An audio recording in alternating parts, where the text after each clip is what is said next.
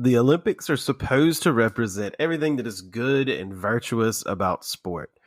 The pinnacle of competition where the best in the world go head to head to see who comes out ahead. But underneath John Williams' dramatic anthem and the inspiring montages, there sometimes lies something a little darker, a little more conspiratorial. This is what you don't know about the 1972 Olympic basketball final.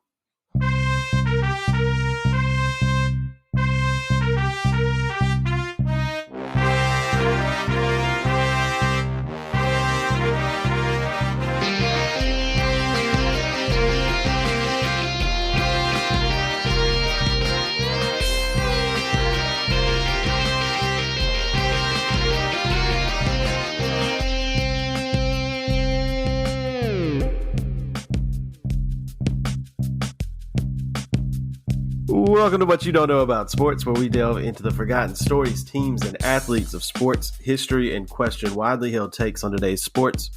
I'm Matt, and this is Blake. Hi, friends. And today we have a story that has something for everyone. We got a great comeback. We got a little drama from my fellow NC State fans. We've got a little corrupt officials going on.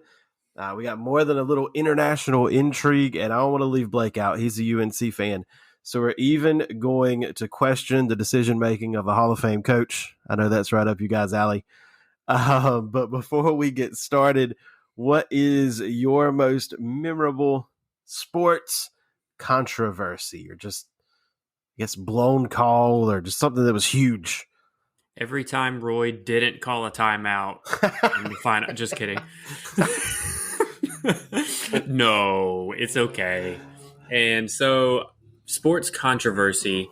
Since we're talking about basketball, the Tim Donaghy era of NBA reffing in the 2000s was pretty significant. He probably cost some people some championships, including Chris Webber. Plug to a prior episode. Go check that out. Is he in jail still? I don't think he's still in prison. I think he's out by now, if he ever even went. He could be. So that's It'd be fine with me. He could stay. It's fine. The other one, I'm going to plug an episode of ours. The City College of New York point shaving scandal back in the day was quite the scandal too. I'm only sticking to basketball just because it's topical here. But that was a good one. We did an episode on that. Go check that out. Those are probably my two most memorable basketball ones. What would yours be? I think, there are a bunch of these where you just see something happen on the field or the court, and you're just like, what literally is happening right now? Like, what is everybody doing? What are you smoking? What is the deal? When this comes out, we'll be about a month removed. I know we've got a bunch of people that aren't local to us in our audience, but this was a national news story. We're going to be about a month away from the NC State COVID removal at the College World Series. But in the last game they played, they had a situation where a ball was hit down the third baseline, and it kicked up chalk that you could see on the wide shot from ESPN. And then the umpires, the one right in front of it, called it foul. And then they got together, had a little powwow, and they called it fair. And then the replay booth buzzed down and said, no, you can't do this. And they decided somehow it was foul again, and it took like 10 minutes. And all the while, everybody's like, this is clearly fair. Like, and then they zoomed in on like the divot in the ground, and were like, can we get the tennis system out here? Like this, it kicked up, there's the chalk line. Imagine if that was a thing, the tennis system where you could actually see and it leaves the shadow. That'd be sick. We need Hawkeye technology on the baselines. Little did you know at the time, that call meant nothing anyway. Yeah, it turns out the hand wringing was for nothing. Anyway, I think for people for a wider audience, the deal you were mentioning this before we recorded, but the Saints Rams deal in the playoffs a couple of years ago, where the receiver just got lit up. I think the ball was still in Drew Brees' hand, like it was that far ahead. It was not far removed. If it wasn't. Like, it was not close to being a legal hit, and no flag was thrown, and everybody just everybody looked like, how do you blow it that bad? There's plenty more, I'm sure, but But those are the moments where you just like where it just seems like everybody has lost their mind altogether. There's probably like a psychological condition for that. I don't know. I lost my mind when Chris Jenkins from Villanova hit a buzzer-beating 3 to win a national championship. It was a great day. I was literally staring at the TV saying, "What just happened?" Like it was going into overtime. Like Marcus Page had just hit an off-balance 3, like a circus shot. I was like, "Oh gosh, we're safe. We get to play it. We get to play another 5 minutes." And then like no one picked him up. I don't know. Marcus Page. That made me. I was stuck on the couch. Like I couldn't move. Marcus Page could not save you that time. It was a great day. Mm-hmm. Great day. The magic ran out for him. So today we do have this story about the 1972 Olympic basketball final. It is one of the most controversial finishes you're ever going to find in sports, period. So strap in for this one. Let me give you a little bit of background about Team USA in the Olympics. Basketball did not begin as an Olympic sport until 1936. So 40 years into the modern Olympics, they added basketball because basketball is also relatively young among sports in general. From 1936 until 1972, the United States had not lost a competition at the Olympics. And just to be clear, I don't just mean they won gold at each Olympics. I mean that they had not lost a basketball game in Olympic play from 1936 up until 1972. 63 wins to 0 losses all time in Olympic competition. Certainly makes the United States seem like a giant, unbeatable juggernaut in our game. We did create it. So, I mean, I would expect that of us for a little while at least. And we'll give our neighbors across the border a little shout out. It was invented by a Canadian, but he was teaching here, so it counts for us. And really, it's like Still counts. It's like the only thing we invented because like baseball is just a different version of like other games, and football is just a different version of other games. Basketball was just created on the fly because he wanted something to do inside. So that's cool. American ingenuity, I guess. Now, their record in Olympic play makes it seem like they're unbeatable. But their record in the World Cup, which began in 1950, indicates something else entirely. So in the 1950 World Cup, they were a silver medalist, going 5-1. They did win gold in 1954. They went 7-2 in 1959 on their way to a silver medal. 4th place in 1963, another 4th place in 1967 when they blew it, a choke job, if you will. They went 7-2 in that tournament. They had beaten the gold medalist, the Soviet Union, earlier, but lost games to Yugoslavia and Brazil.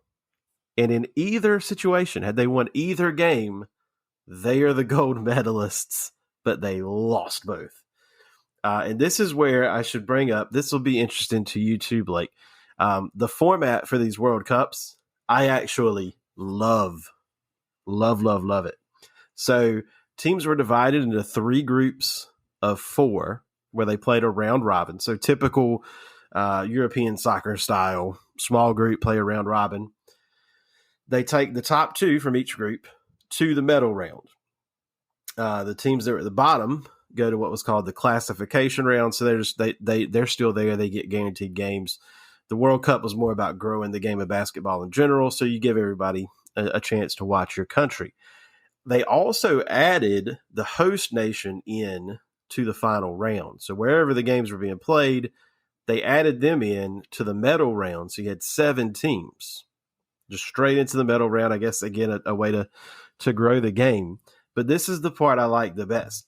It wasn't a knockout tournament. It was those 7 played round robin again, and the best team won. So you didn't have a situation like this happens in the NCAA tournament all the time, where like your worst matchup may be somebody on like the different side of the bracket, or, somebody that loses early, you never face them. But this alleviates that. And under this system, everybody plays everybody. So that's cool.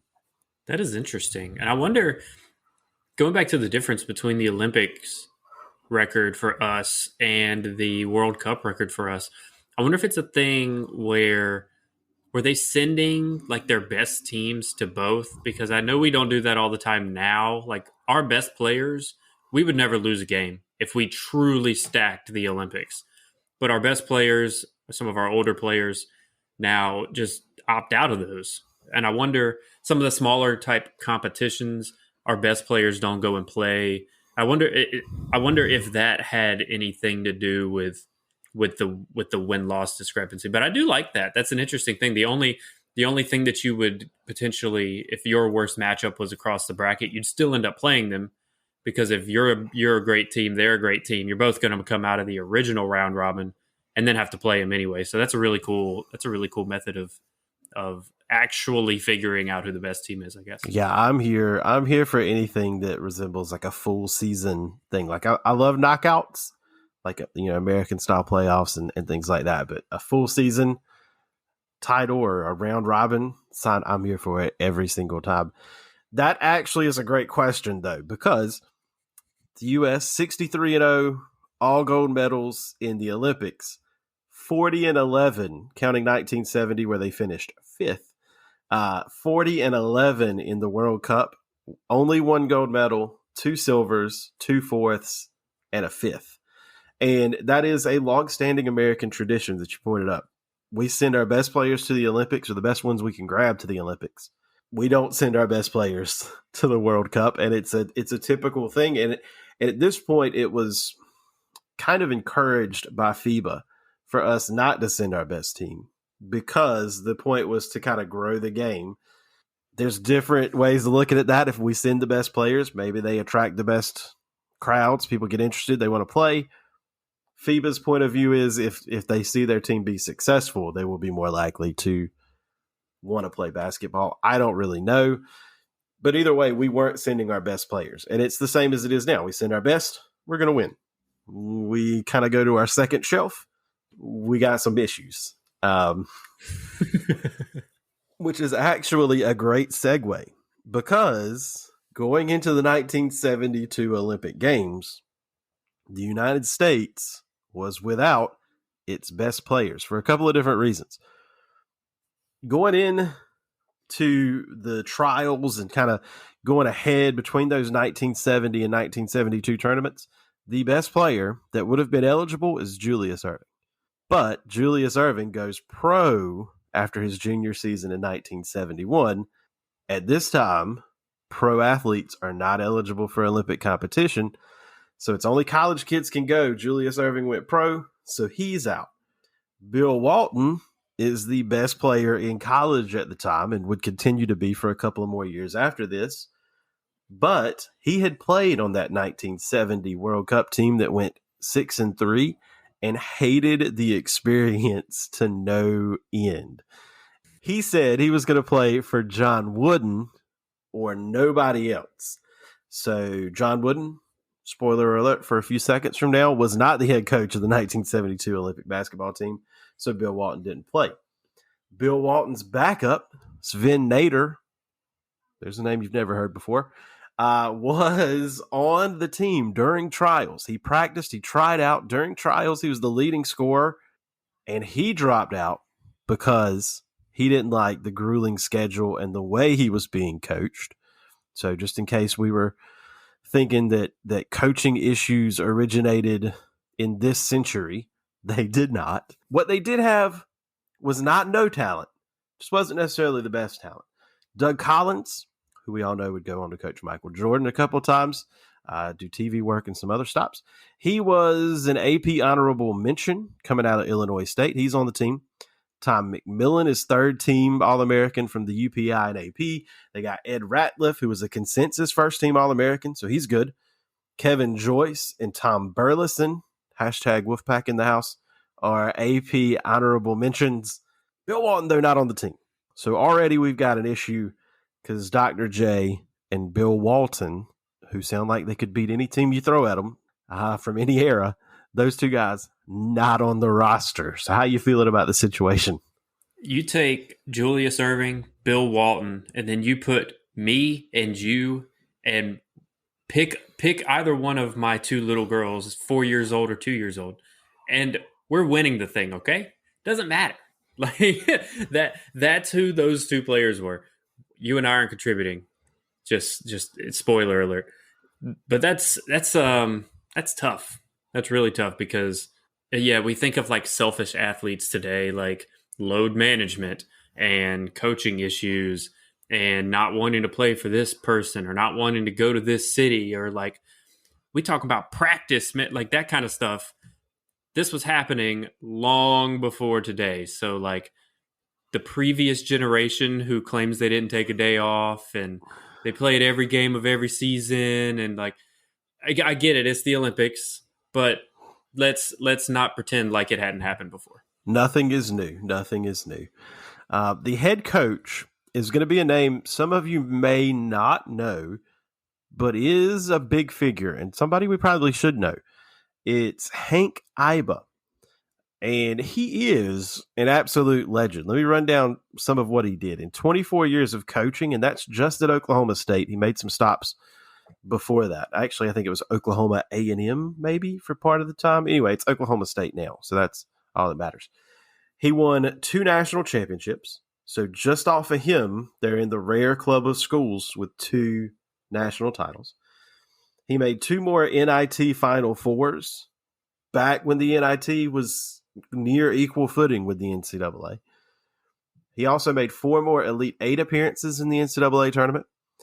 He won, in 24 years of coaching, 14 Missouri Valley Conference championships, and when they moved to the Big 8, he won one of those as well. So 15 titles in 24 years at a time when only the conference champion was making the postseason, getting invited to either of the 2 tournaments.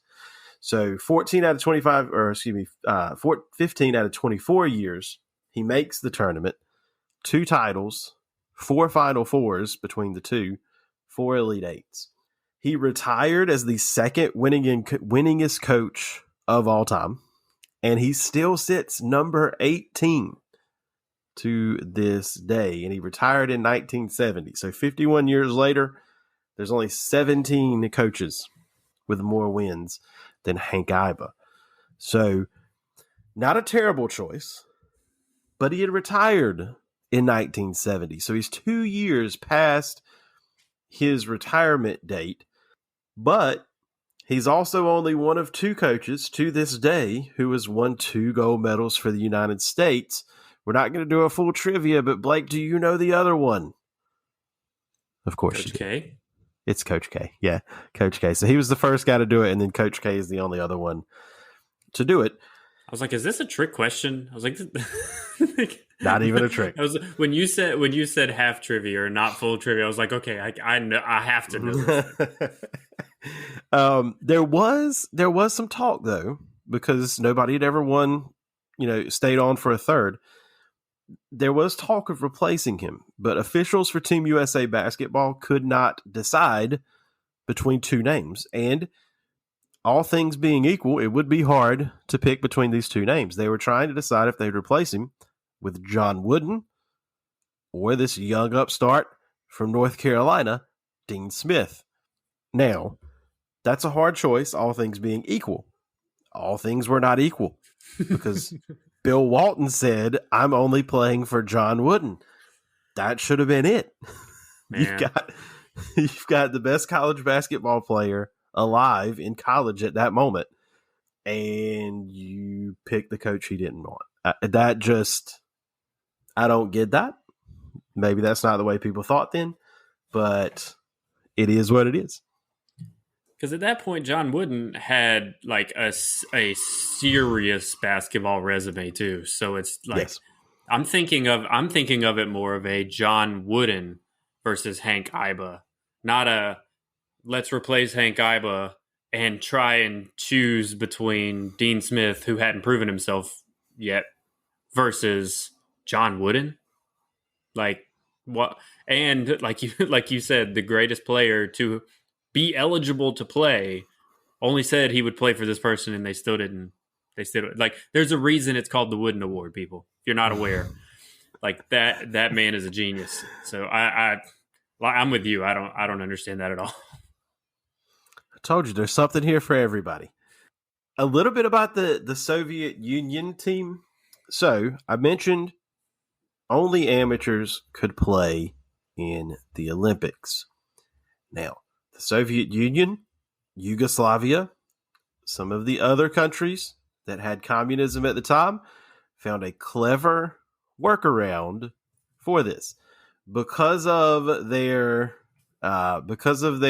status, the way the government kind of ran the economy, all what they did is said, no. This guy over here is a cook. This guy is a custodian. This guy is a garbage worker. And then it just so happened that they spent 40, 50, 60 hours a week playing basketball instead of doing those other things. Like, this is that CCNY episode where the fry cooks were playing basketball on the side, except they're not fry cooks. They're just actual basketball players who are garbage workers. And so that's how they got around some of these rules. They have players like Sergei Belov, who was named FIBA's greatest player ever in 1991. He is in the Basketball Hall of Fame, not like a European one or like a FIBA Hall of Fame. He's in like the actual Basketball Hall of Fame. They have Sergei Belov, who, that was Sergei. They have Alexander Belov, who was labeled one of FIBA's 50 greatest players. And they have Modestas Palauskas, who was also named one of FIBA's 50 greatest players of all time. 3 dudes among the 50 greatest of all time in international basketball are on the same roster, one of which they called the greatest player ever. It's like European Michael Jordan is on this team. And they're full-blown grown men. These are grown men. These aren't college kids. These are like actual strong dad strength dudes playing against collegians. They played together as well. Most of these guys played in Russia in the Soviet League for CSKA Moscow. Some of you may recognize that as a soccer team because in Europe, a lot of soccer and basketball is the same organization, same names. They had tremendous success in what's now the Euro League basketball equivalent of the Champions League, teams from all over Europe. So these guys not only are stronger, more experienced, better professionals, but they also they play together frequently, not just throwing you together for a 2-week training camp and then let's go play. These are guys that play together. So there's already, I think, an advantage built in here. There's definitely an advantage when you do that. And the grown men thing, you're putting 19 to 21-year-olds against potential like 30-year-olds. Like, these guys have been playing against the greatest players in the world for years. And the US roster at this point is playing against fellow teenagers. It's like fresh out of high school, like haven't hit their last growth spurt yet. Like it's totally different game. Totally different game. I'm already like, this is not going to be good. Now remember, this is what the Soviet Union's been doing, but it's been against our very best players, which we didn't have available to us. All right, let's get into the actual tournament now. Both teams predictably faced little to no competition in the group stage. The Olympics this time are going to fit. So they changed the format from the World Cup. We've got 2 groups of 8, so it's huge groups. So you play round robin. The top 2 from each group are actually in two team pairs. You pair off for places, but the only 2 we care about are the medal ones. So the top 2 in each group play a 4-team tournament for the gold medal. The USA, 7-0 in the group stage. They win their semifinal matchup. In the group stage, their point differential was plus 230 in 7 games. So, beatdowns. The closest game was a 7-point win over Brazil. Their next closest were 16 over Spain, 19 over Cuba. So they weren't really tested other than that Brazil matchup. Again, based on some of the other things we've said, Brazil thorn in America's side early on in the game of basketball. The Soviet Union's closest game was also a 7-point win over Yugoslavia, 13-point win over Puerto Rico and Senegal. So they were a little closer to their competition, but still nothing to be worried about. This is also the Olympics that featured the tragedy in Munich. So the tournament did have to be paused for 2 days while this was the time members of the Israeli delegation were killed by Palestinian terrorists. There was talk at the time of ending the Olympics for that year at that point. But things did go on, and the United States did square up with the Soviet Union for the gold medal. The Americans did not have a good time early on. Now, we're not going to go into it. If you've listened to our Barton College episodes, we kind of went into some detail on some of the games. This is one that I would characterize just as like a normal basketball game. Just it happened like a normal game. Things happened, good, bad. It was basically a 6 to 8 point lead for the Soviet Union throughout the game. The halftime margin did get down to 5. There was a little mini run, but there was really nothing the Americans could do to get tight, to get within one possession. Like nothing they did seemed to work. In the second half, Dwight Jones, who was one of the leaders for the Americans, gets into an altercation. He gets fouled extremely hard, unnecessarily hard, and gets into an altercation with one player who gets, in turn, a second Soviet shows up and he gets into an altercation with him. Dwight Jones and the second Soviet player both get ejected. Dwight Jones was much more important to the Americans than the Soviet player that got ejected. So the U.S. kind of lost on that exchange, but it did fire them up and it did kind of wake them up and it did kind of do some stuff. One thing that happens after the ejection, you can see, is that the players started to ignore Hank Iba. So Paul Westphal is quoted in ESPN Classic as saying they knew what they were getting when they picked Coach Iba. They weren't picking a guy who's going to go out there and press and run and play basketball the way American basketball was being played at that time. Remember, he had been retired for 2 years. Ed Ratliff said you had guys who like to run the ball up and down the floor, and we come back and run the offense. You pass the ball 6, 7, and 8 times before you can get a shot off. That's the thing that threw us off more than anything else. Tom Henderson said we played their game, the slowdown game. We should have ran, and we should have ran them back to Russia. So the players have a different mindset than what the coaching staff is trying to get them to do.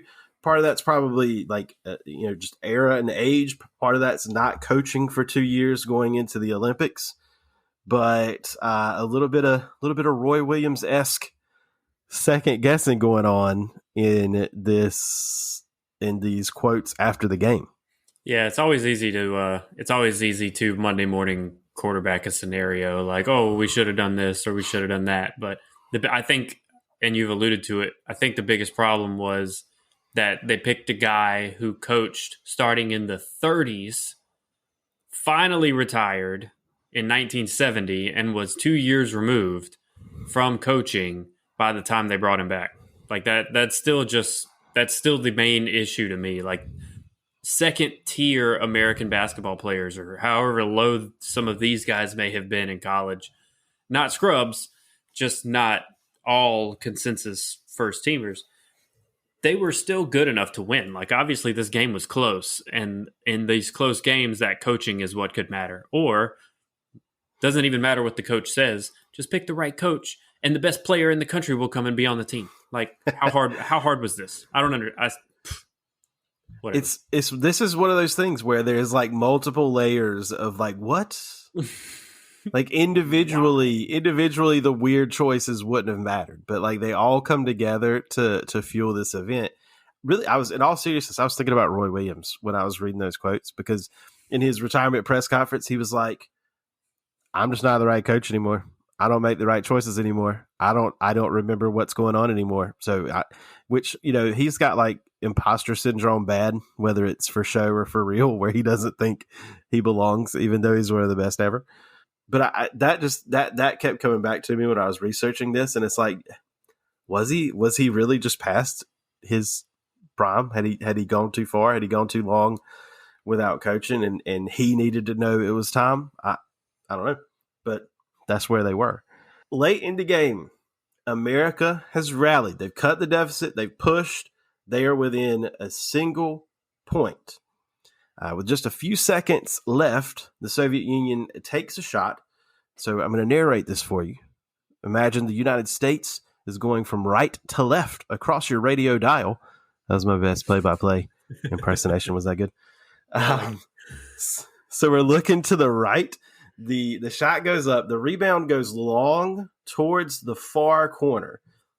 And it's kind of a scramble. But Alexander Belov is able to get to the ball. But he's off balance. And he does the one thing you should never do. So he's off balance in the corner. It is acceptable in that situation to try and gather yourself. It's acceptable to go out of bounds. It's acceptable to throw it to the wing nearest you, right? But what's the one thing you can't do? Throw it across the court, which is what he does. So he's off balance, chunks it back toward the lane. It's predictably picked off. Not cleanly. There's a little bit of a scrum for it. But Doug Collins is there to pick the ball up for the Americans.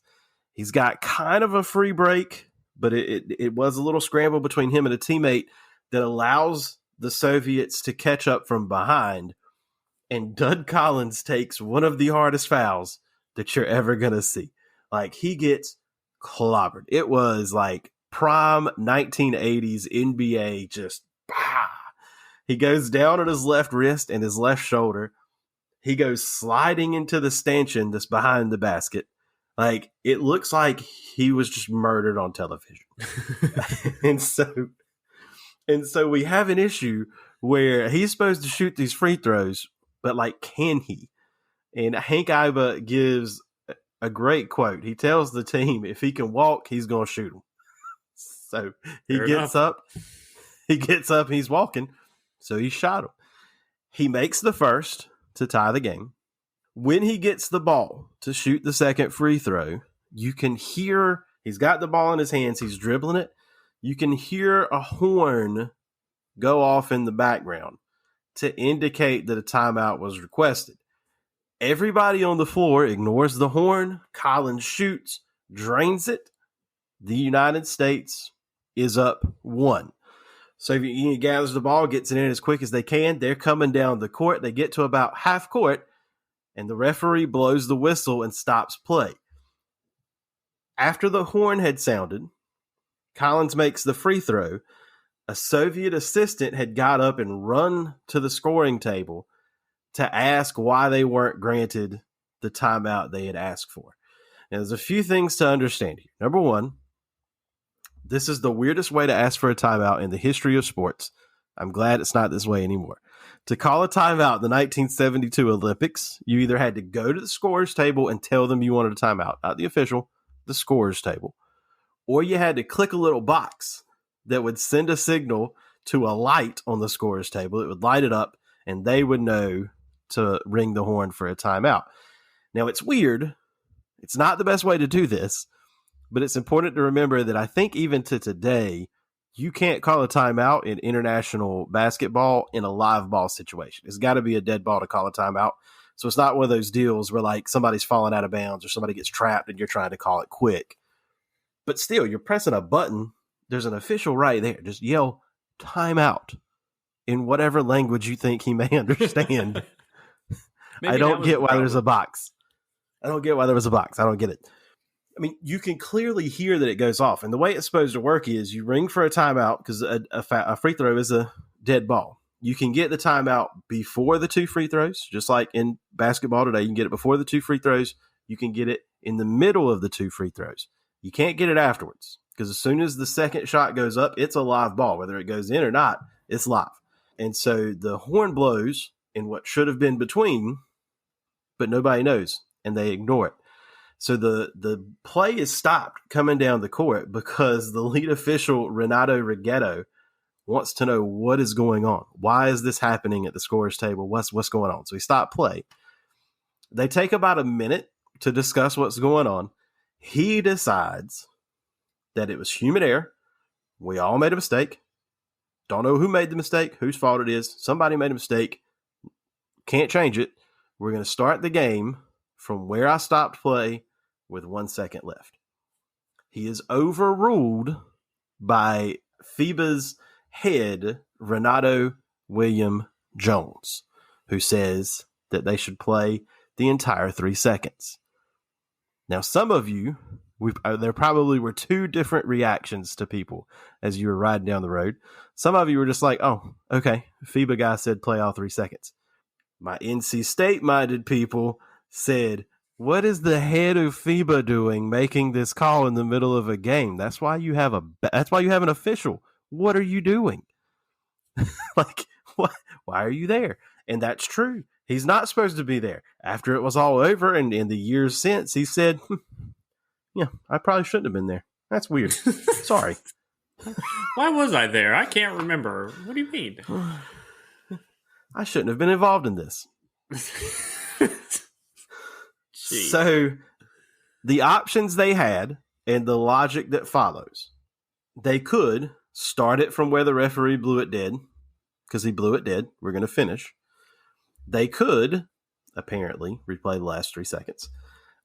They could have said, look, the horn blew before the free throw started, so we should have given a timeout. We're going to give the timeout. Doug Collins, you're going to come back. You're going to shoot the second free throw again, and then we'll go from there. That was an option. They could have said, we didn't give the timeout because it came too late. The coach is supposed to say in the coach's box, technical foul on the Soviet Union, shoot 2 more. Those were the options. Somehow they chose the 3 second replay. The problem is that there was a slight miscommunication in the hubbub. So the officials decided, okay, we'll replay the last 3 seconds, but nobody told the scoring table that they were making that change. So they restart the game. So ball's on your left-hand side. You're going to take it out. Instead of being inbounded by the player whose name I'm not going to pronounce, I'm sorry, but the player who inbounded it the first time, he was replaced by Ivan Adeshko. Now, some of you may be saying, how is that possible? And the answer is, I don't know. Because they were starting after the free throw, they are acknowledging that no timeout was given. In the official scoring of the game, no timeout was given in that spot. So that's a live ball. Just like you can't call timeout in a live ball, you can't sub in a live ball situation in any form of basketball. And so Adeshko should not be in the game at all. Like, at all. He shouldn't be in. But he is. He's standing there. The plan for him is to fire a ball down to Alexander Belov, Christian Laettner style, like the same idea, lob it down. He's going to catch it because he's huge. He jumps high. He's going to catch it. He's going to put it in. We're going to win. They had run this play for CSKA Moscow during the season. They got this. But again, Adeshko not supposed to be in the game. The pass is defended by Tom McMillan, who's 6'11". So it turns out it didn't matter that Adeshko was in the game this time. Because the pass, the long ball is defended. He's got his hands up. He's all over it. Can't do it. Adeshko passes it in short to a teammate who gets it and then tries to execute the same play, lobs it down, but the horn goes off while the ball's in the air. So the horn goes off. The Americans start celebrating. They think they've won the game. They're all over the basketball court. And immediately you see the Soviets start to protest again. They're supposed to be 3 seconds. But like I said, nobody told the scoring table. So they still had the 1 or actually less than 1 second that was remaining in the game. Horn goes off. Wasn't supposed to. Now, if you go back and look, all of this took, if you time it out, it's on YouTube. You can timestamp it. It takes way more than 3 seconds for everything that happened before the players actually stopped playing. It took more than 3 seconds. So a reasonable observer would say, okay, it's over. We're done. Not this time, though. Not today. Again, the game was restarted a third time. The Americans think they've won twice, but let's do it a third time just to be sure. Hank Iba actually pondered taking his team off the court, saying, nope, game's over. We're done. We're going to the locker room. Y'all have a great day. Play the last 3 seconds without us. But decided not to because he didn't want an appeal to be filed and for them to lose by forfeit. He actually said, I don't want to lose this game 2 days from now sitting on our butts, which shout out to Hank Iba. That's probably the right way to handle the situation. But he did fail to put in a couple more 7-footers. This is a situation where you know exactly what they're trying to do. Tom Burleson, again, #PackPro, #Wolfpack in the house. Tom Burleson wants to go in the game, pleads with him to go in the game. Iba says no. When the referee hands the ball to Adeshko, who again should not be in the game, for the second time to inbound the ball, he looks at McMillan, who had successfully defended the long pass previously, and he makes a gesture with his hand. McMillan interprets that to mean that he needs to step back. Now, you see this sometimes, especially in college basketball, when teams are trying to press, where a guy is literally standing on the baseline and the referee makes him back up. You do have to do that. McMillan was standing like a good foot or two off the line, so he was fine. When he steps back, I'm not kidding you, he's halfway down the lane trying to defend this lob. He looks like an idiot when he's standing there. Like, it's not even, I'm not exaggerating. He looks foolish. So he backs up. That's already not supposed to happen. It's not a rule that he has to back up.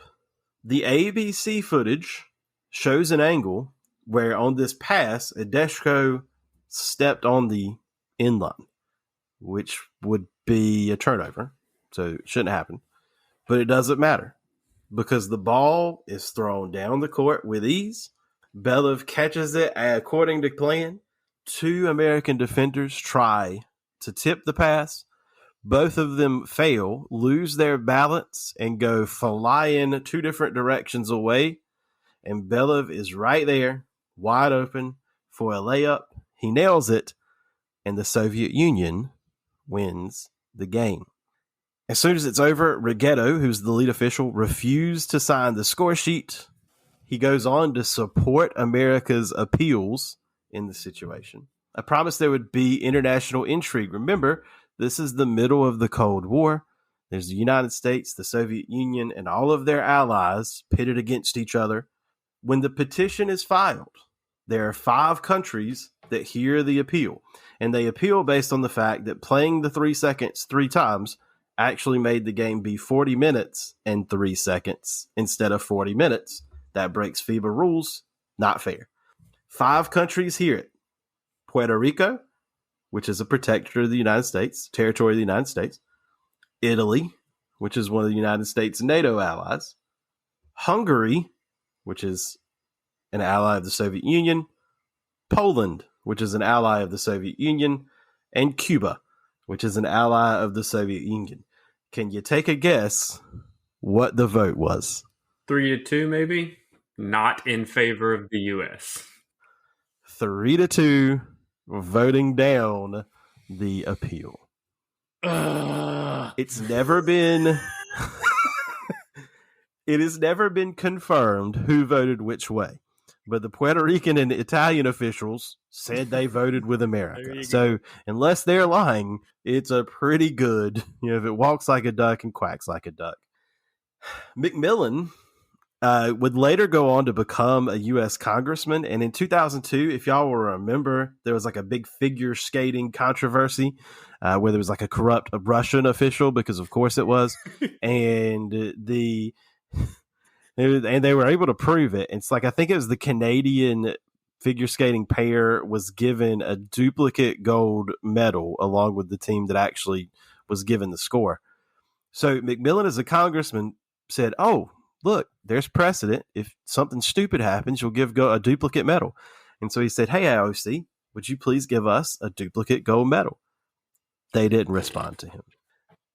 At the medal ceremony, it's like the reverse. It's the reverse Miracle on Ice. Like, in the Miracle on Ice, like the captain's standing on the medal stand and he like waves everybody to come celebrate with him. It's the reverse of that. No Americans. They pull the Detroit Pistons and leave. No American to this day has ever accepted the silver medal for the 1972 Olympics. The only player who has ever said that they would vote yes if the team voted was Ed Ratliff. He said yes because his wife was very adamant that it would be a great thing to have. It was a memento. Your kids, your grandchildren will see it. They'll know you accomplished something. This is something we should have. He, in deference to his wife, said yes. He has since been divorced, and it's a hard no from Ed Ratliff now. Another player on the team, Kenny Davis, he has it in his will that when he dies, his children nor his wife are allowed to vote yes if it comes to a vote. And it has to come to a vote because the IOC is a stick in the mud too. They say they're giving it to all the players or they're giving it to none of the players. So that's where we are. How you feel about I'm it? angry. I'm sitting here like, this can't, like, it sounds like a movie script, right? We've said that before on episodes that we've talked about where like movies could be made after these things. Well, I'm pretty sure that movies got the idea because it happened in real life first in the majority of cases. And this is one of those where Almost all of them. this story is almost too outrageous to believe, but it is absolutely believable because of the time frame and who it involved and so on and so forth. So I'm with the players. Screw Ed Ratliff's wife, because that's probably why they're divorced. And they absolutely do not touch that medal. Absolutely not. And if it ever came to me, I'd smack the person who tried to hand it to me. Like, no. Don't, that's like disrespect. I would see that as disrespectful as a competitor, right? You know you were robbed. This isn't a Chris Jenkins shot by Villanova. Like, you were legitimately fooled by the refs. Like, that game was won. How I lost count how many times an infraction could have overturned one of those plays and ended the game. It's probably double digits. You could have easily, America could have easily won that game fair and square. And I don't know what was behind it. I don't know if they ever figured out like who was working in the background and stuff, but like something was not right. Yeah, so the FIBA official Renato William Jones that I had mentioned, there's a lot going on in the background that I just kind of skipped over. But just to give you a heads up, he is one of the guys that was really adamant about trying to grow the game of basketball, and it's not great that the United States wins all the time, so that's suspicious. The Soviet Union going into these Olympics was celebrating their 50th anniversary. And they had made this big thing about winning 50 gold medals for their 50th anniversary. Would you care to take a guess which number gold medal this was for the Soviet Union? Jeez, man. This was number 50 in the games because basketball typically is one of the last things contested because it takes so long. So a lot of things going on that are fishy and contested. Like even, I mean, the official supports the appeals. He didn't sign the thing because he thinks this is ridiculous. You have to me, you have to say either we're playing, we didn't give a timeout. We're playing the game with 1 second to go from midcourt where we stopped. That's it. Or you have to say, my bad, should have gave you a timeout. Come shoot the second free throw again. You have to pick one of those two things. Anything else you pick is incorrect to me. Like it doesn't make any sense to deviate from it because it's not the same situation that it would have been otherwise. Right. And you can't let a guy sub in. Yeah, you can't let a guy sub in. Ball. You can't step on the end line while you're inbounding. The ref can't influence the defender's position. You can't leave the scorer's box to run over and scream at the scorer's table. You can't, you either have to play it from the 1 second with the USA up by 1, or you have to tie the game with 3 seconds left and make Doug Collins make another free throw and remedy that timeout that they honestly missed. Anything else, everything that they did is contrary to either of those two things, and all of it was wrong. That's actually really unfortunate. And it's just one of those things like, and to me, this is how you know you pull for a team that's cursed or just has misfortune all the time. Because the whole time I'm looking at it, I'm like, oh yeah, I could see that. Oh yeah, I could see that. Oh yeah, I could see that. And then I had to like snap out of it and be like, no, this is USA basketball. Why is this happening? This is happening to them. So there you go. The most controversial ending to the sporting event maybe ever. Definitely on the short list. So that's what you don't know about the 1972 USA men's basketball final. Thanks. Bye. We'll catch you next time.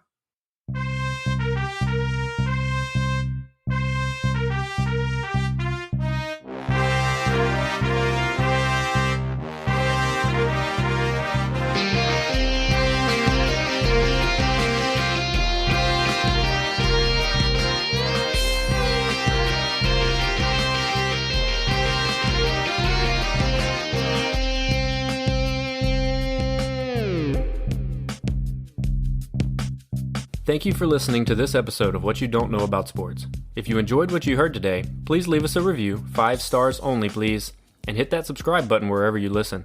If you have a great sports story, we want to hear about it. You can connect with us on Facebook, Instagram, and Twitter at WYDKAS Podcast, and on our YouTube channel at What You Don't Know About Sports Podcast. All episodes are written, recorded, and edited by us. Stay tuned for the next episode. Boom, boom, pow. Boom, boom, pow.